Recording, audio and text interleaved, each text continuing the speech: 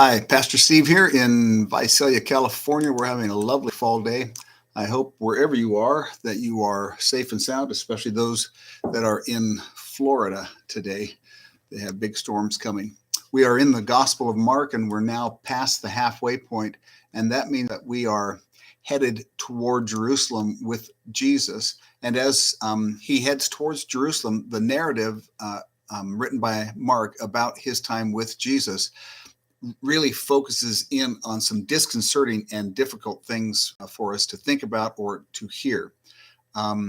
It's a fascinating and curious way for Mark to remember and represent what he lived out in the company of Jesus. The memory of Mark, as recorded in his gospel, is that the disciples, the ones that had been called by Jesus to follow him, fell into an almost ignorant state of being that he doesn't really comment on it. But as soon as Jesus talks about going to Jerusalem and being arrested and tried and crucified, it's as if it changes something inside his followers. And so that they forget about his powers. They can't hear the word about the resurrection, and it sends them spinning off in all kinds of kind of goofy directions. I guess that's how I would characterize it. And we'll begin to see that in this next section of chapter 9. In this section, I want you to pay attention to the fact that it represents, right, again, the writing is just superb in Mark. So the scenes from Jesus' life that he shows and the order that he shows them tell us that the disciples are kind of really lost in the journey and don't know what's going on, and that Jesus is a little exasperated, or a lot exasperated, with them, as well as with the fact of the shape, the spiritual shape of Israel as he found it.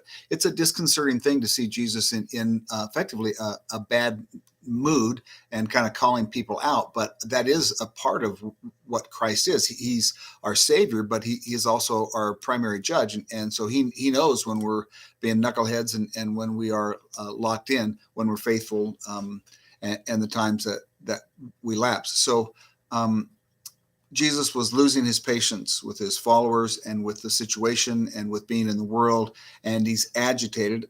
Again, my thoughts, Mark doesn't say this, but it would seem to me to be perfectly natural to be agitated if you were on your way to to Jerusalem with your disciples in order to be crucified, and they had no earthly idea what was going on, and therefore weren't going to be much help.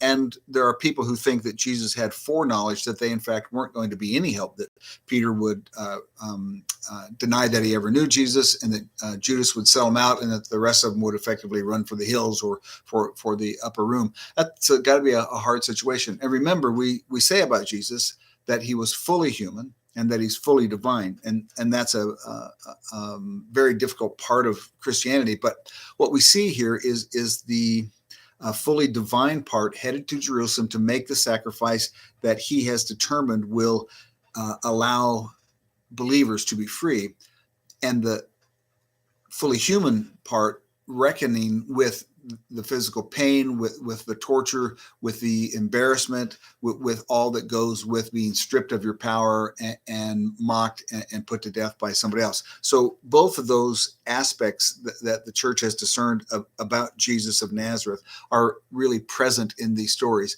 But more than that, it's a snapshot in time of the difference between Jesus, who is now focused more than ever on Jerusalem, and how lost and confused his disciples are. In seminary, we used to read these sections, and I would always giggle because our professor would say, "This is another story of Jesus and the buffoons." And what he meant by that was it's another story that illustrates they had a lot of catching up to do, right? The resurrection eventually will be a wild surprise to them because they just got left in the dust. Jesus being the Messiah locked in for them with what they wanted the Messiah to be, I suppose, locked into them with whatever they hoped the Messiah would be, but it certainly didn't occur to any of them that the power that Jesus had was going to be in dying at the hands of the occupiers of their nation in order to be given resurrection. You'll hear and see all of that confusion in this section.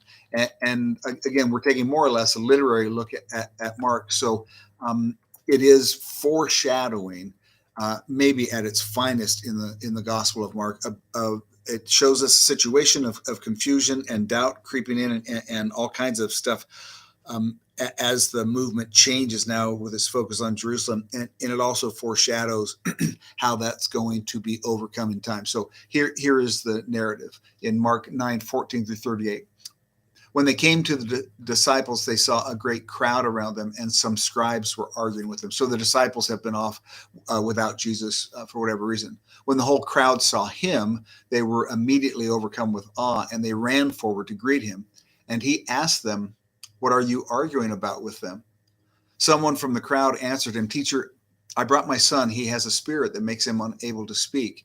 And whenever it seizes him, it dashes him down, and he foams and grinds his teeth and becomes rigid. And I asked your disciples to cast it out, but they could not do so." Now, the disciples have been empowered by Jesus, so they should have been able to do so. He answered them, that would be the whole crowd, "You faithless generation, how much longer must I be among you? How much longer must I put up with you? Bring him to me." That's a hard thing to hear Jesus say, right? "You faithless generation, how much longer do I have to be with people like you?" I'm afraid many times in my life, I may have exasperated Christ to the same level, right? How long do I have to wait? How long are you going to be willful? How long are you going to live in that ignorance? How long will you pound your head against the wall, even though it doesn't do anything but produce more headaches? Well, that's a part of the equation, right? It takes a long time to get right with Christ and to begin to really dial into his truth as opposed to our truth that we want him to help us with. They brought the boy to him, and when the spirit saw him, immediately it convulsed the boy, and he fell on the ground and rolled about, foaming at the mouth. Jesus asked the father, "How long has this been happening to him?" And the father said, "From childhood. It has often cast him into the fire and into water to destroy him. But if you are able to do anything, have pity on us and help us." The boy can be seen as it's placed, this story is placed in the narrative as a picture of Israel.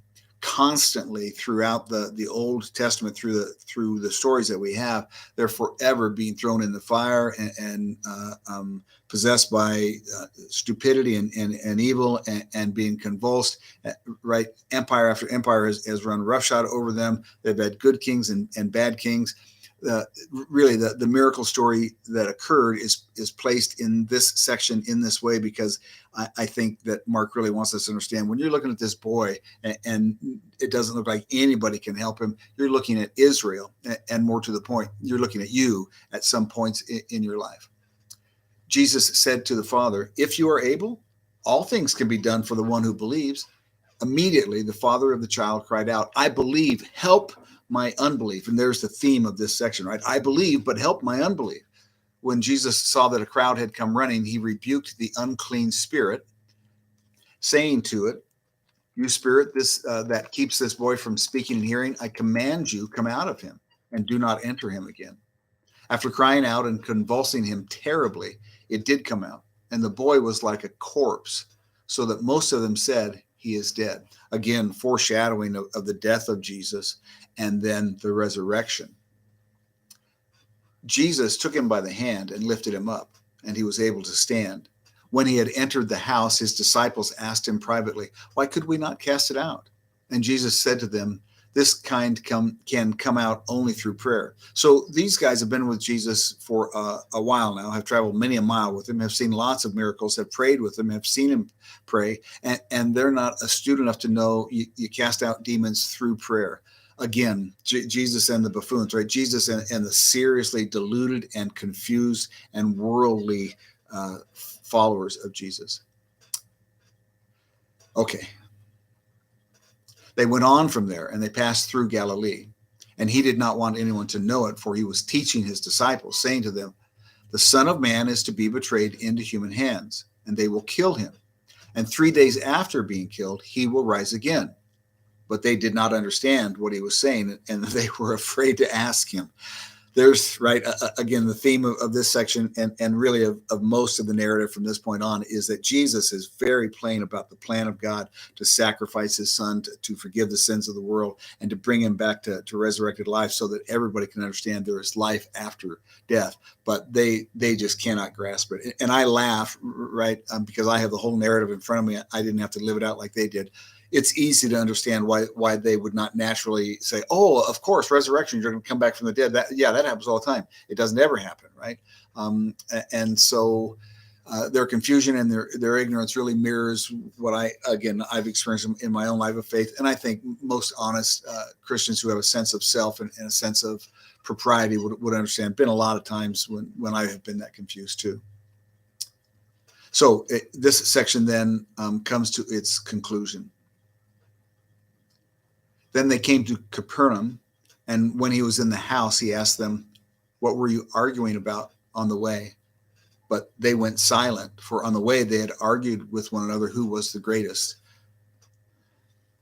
Just completely confused, right? The ego and trying to be the top dog and see, right, all of the world's concerns, worldly concerns, are captured in that moment. Jesus saying, "So what were you fellas talking about? What were you arguing about as we walked?"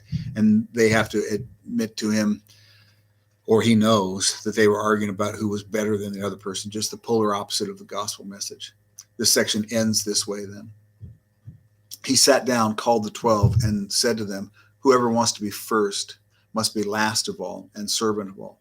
And then he took a little child and put it among them, and taking it in his arms, he said to them, "Whoever welcomes one such child in my name welcomes me, and whoever welcomes me welcomes not me, but the one who sent me." It's just a beautiful closing to this section of kind of boiling ignorance and confusion and acting out on the part of the disciples, and Jesus finding ways to reel them in and to begin the process of repetitive truth telling until the truth can take seed. The upshot for all of us, I think, is we want to judge our own lives in the way they did. We want to make sure that we were the best at what we did, or that we were better than whoever, or we got more. The values of the world are very hard to get rid of. It's good to keep in mind, and this will close our lesson for today, that the things of God are innocence. The things of God are willingness to serve, and to become childlike means to be willing to jettison all the power and authority and the stuff of this life in order to gain that innocence, and in order to gain the opportunity to operate in the ways that God has called us. So that'll end it for today. I went a little over time. I do try to stick to the 10-minute mark or so. I'll do better next week. I hope you have a great week. And I hope thinking about these foibles and troubles of the disciples helps all of us see ourselves more clearly, and gives us hope that Jesus will be, even if exasperated, patient and loving and kind until we come to the place where we begin to see and live into his truth. So God bless you on this week. I hope that you're a blessing in other people's lives, and that you reach out and you offer the hope that Christ has offered you. Thanks.